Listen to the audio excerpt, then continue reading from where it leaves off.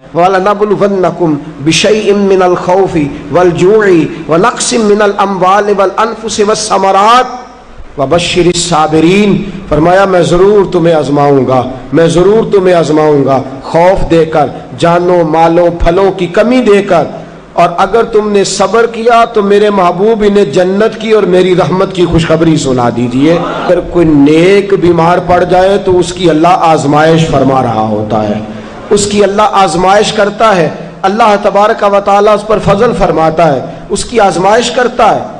پھر ان مصیبتوں پر جو شخص صبر کرے، رب فرماتا ہے اگر میری رضا پہ راضی ہو گیا تو ان اللہ مع الصابرین، باقی نیکیوں پر میں ثواب دیتا ہوں، اور جو کوئی صبر کرتا ہے رب فرماتا ہے میں اس کا بن جایا کرتا ہوں، صبر کرنے والوں کے ساتھ ہو جاتا ہوں۔ اور جب اللہ آزمائش ڈالتا ہے نا تو جو کام سیدھے ہوتے ہیں وہ بھی الٹے ہونے شروع ہو جاتے ہیں۔ جب خدا کی طرف سے وَلَنَبْلُوَنَّكُمْ بِشَيْءٍ مِّنَ الْخَوْفِ وَالْجُوعِ وَنَقْصٍ مِّنَ الْأَمْوَالِ وَالْأَنفُسِ وَالثَّمَرَاتِ، جب اللہ کی طرف سے آزمائش آتی ہے، جب انسان پر اللہ کی طرف سے کوئی چیز نازل ہوتی ہے، آپ سونے کو ہاتھ رکھتے ہیں تو مٹی ہو جاتی ہے، آپ کسی طرف بھی، بہت سے دوست آ کے کہتے ہیں جی قدم آگے اٹھاتا ہوں جاتا پیچھے ہے، کیا کروں؟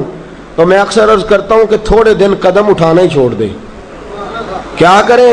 بیٹھ کے اللہ اللہ کریں، صبر کریں، دعا کریں۔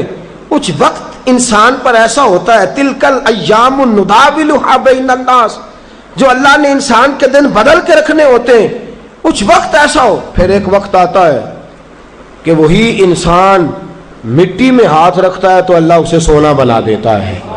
رب آزمائش کرتا ہے، رب آزماتا ہے۔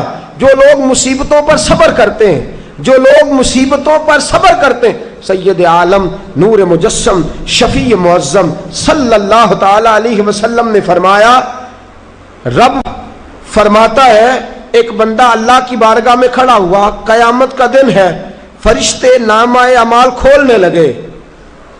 اللہ نے فرمایا فرشتوں تمہیں پتہ ہے میں نے اسے دنیا میں بڑے دکھ دیے تھے، اس پر بڑی آزمائشیں آئی تھیں، اس نے زندگی بڑی تکلیف میں گزاری تھی، تمہیں خبر ہے؟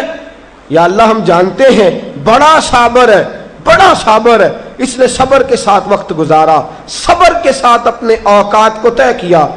رب فرماتا ہے جو اتنا صبر کرے میں اس کا نامہ اعمال ٹٹولوں، اس کا نامہ اعمال کھولتے ہوئے مجھے شرم آ رہی ہے، سارا کچھ لپیٹ دو اور بغیر حساب کتاب اسے جنت میں داخل کر دو۔ یہ صبر کرنے والا ہے، یہ صبر کرنے والا ہے۔ بڑی خوبصورت حدیث، بڑی، بخاری شریف میں موجود ہے۔ بخاری شریف کی یہ حدیث ایسی ہے جسے میں جب بھی پڑھتا ہوں میں چوم لیتا ہوں۔ حدیث کیا ہے؟ رسول کریم صلی اللہ تعالی علیہ وسلم نے فرمایا، رب فرماتا ہے ایک بندہ ہے، اس کو میں نے آنکھیں نہیں دی، اس کو میں نے آنکھیں نہیں دی، اندھا ہے، پیدائشی اندھا ہے یا بعد میں کسی وجہ سے ہو گیا، اس کے پاس آنکھیں نہیں، لیکن اس نے زندگی بھر صبر کیا، اس نے زندگی بھر صبر کیا، صبح قیامت وہ کھڑا ہوا تو رب کریم نے فرشتوں سے فرمایا، فرشتوں اس کو میں نے آنکھیں نہیں دی، بیچارہ نہ بیٹی دیکھ سکا، نہ بیٹا، نہ باپ دیکھ سکا، نہ ماں، یہ کوئی دنیا کا نظارہ نہیں کر سکا، تم بتاؤ اس کا اجر کیا ہے؟ فرشتے کہتے ہیں مولا جنت کا اعلیٰ درجہ دے دے، اللہ اسے بے حساب بخش دے۔ تو رب فرماتے اس نے ساری زندگی بغیر آنکھوں کے صبر کیا ہے، اسے صرف جنت نہیں ملے گی بلکہ آج اسے اس کا رب اپنا دیدار بھی کرائے گا۔ فرمایا قیامت میں لوگ جنت کے نظارے کریں گے اور یہ اللہ کا دیدار کرے گا، اس کو رب کریم کے جلوے دکھائے جائیں گے، اس لیے کہ یہ صابر رہا۔ اور میرے اعلیٰ حضرت فاضل بریلوی رحمۃ اللہ علیہ فرماتے ہیں جو صابر ہوتا ہے نا، توجہ ہے آپ کی، میری بات کی سمجھ آ رہی ہے؟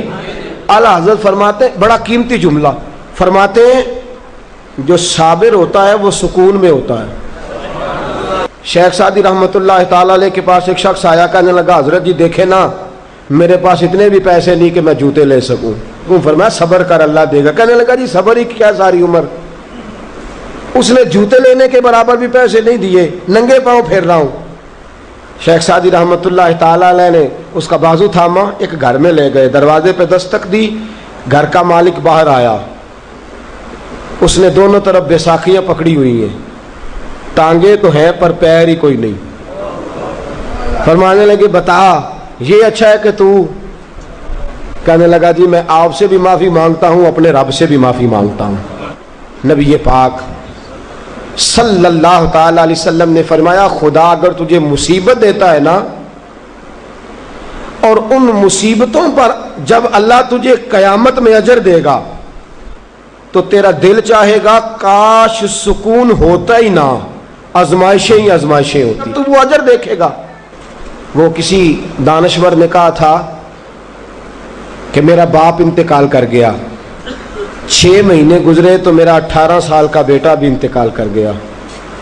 کہنے لگے میں نے اپنے 80 سال کے باپ کا جنازہ اٹھایا تو میری کمر نہیں جھکی، لیکن جب 18 سال کے بیٹے کا جنازہ اٹھانے لگا تو میری کمر جھک گئی، اور رو کے کہنے لگا لوگوں باپ کا جنازہ پڑھنا آسان ہے، دعا کرو کسی کو بیٹے کا جنازہ نہ پڑھنا پڑ جائے، بڑا مشکل کام ہے، بڑا کٹھن مرحلہ ہے۔ حضرت ابو ہریرہ رضی اللہ تعالیٰ عنہ فرماتے ہیں اللہ کے محبوب صلی اللہ تعالیٰ علیہ وآلہ وسلم کے صاحبزادے جناب ابراہیم علیہ السلام فرماتے ہیں حضور کے صاحبزادے آپ رات کو جب ان کی ولادت ہوئی تو نبی کریم علیہ السلام ہمارے درمیان آئے۔